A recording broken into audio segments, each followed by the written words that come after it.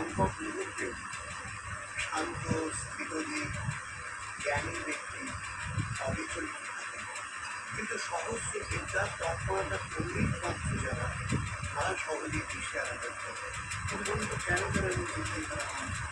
প্রকৃতপক্ষে তাদের আদৌ কোনো তাদের পাখিগুলি ভাব ছিল না।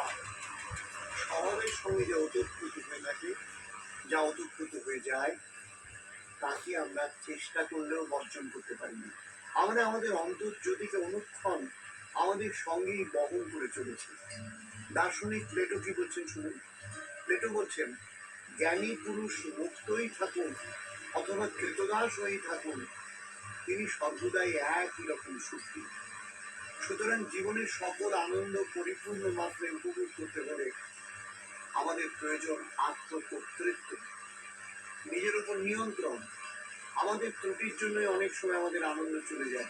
অধিকাংশ মানুষের প্রাথমিক অকৃতকার্যতায় বা সামান্য বাধা পেলেই ভেঙে পড়ে, নিশ্চেষ্ট হয়ে পড়ে, বলে আমার সংস্কার নেই বা এমনকি আমার হাতে নেই এইসব কথা। সে কিন্তু তার অন্তর্জগৎটা আদৌ খুঁজে দেখেনি, কেবল বাইরেটা দেখেই সে বিচার করছে। অন্তরের গভীরে বুদ্ধিতে সে দেখতে পেত তার মধ্যেও রয়েছে অনন্ত শক্তি, অনন্ত সম্ভাবনা। যেটুকু সে কাজে লাগাতে পারে তার চেয়েও অনেক অনেক বেশি। আচ্ছা, আমাদের দরিদ্র চরিত্রকে একবার স্মরণ করা যাক। দেখুন, আমাদের এক অংশ ভ্রান্ত, দুর্বল, অসফল, অস্থির, অপর অংশ মহান সম্ভাবনাময় এবং অদম্য। আর তার এই মহত্তর দিকটি সম্বন্ধে আমরা যতই অনুধ্যান করি, যতই আমরা তার অভিমুখে অগ্রসর হতে থাকি, ততই আমাদের হীন প্রকৃতি ধীরে ধীরে কমে আসতে থাকে। আজ এই পর্যন্ত। শুনতে থাকুন নিচ্ছি কালীকথা। ঠাকুরের আশীর্বাদী হাত আপনার মাথায় করুন। ভালো থাকুন, আনন্দে থাকুন, নিজের উপর বিশ্বাস রাখুন।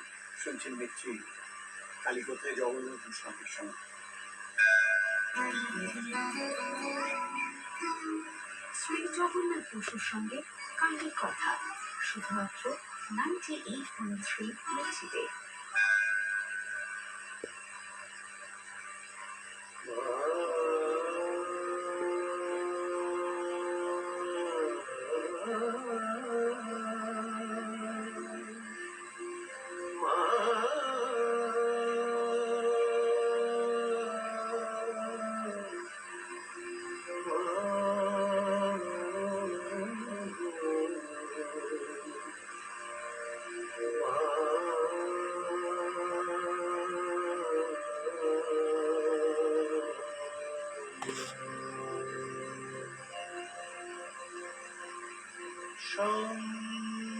সংসারে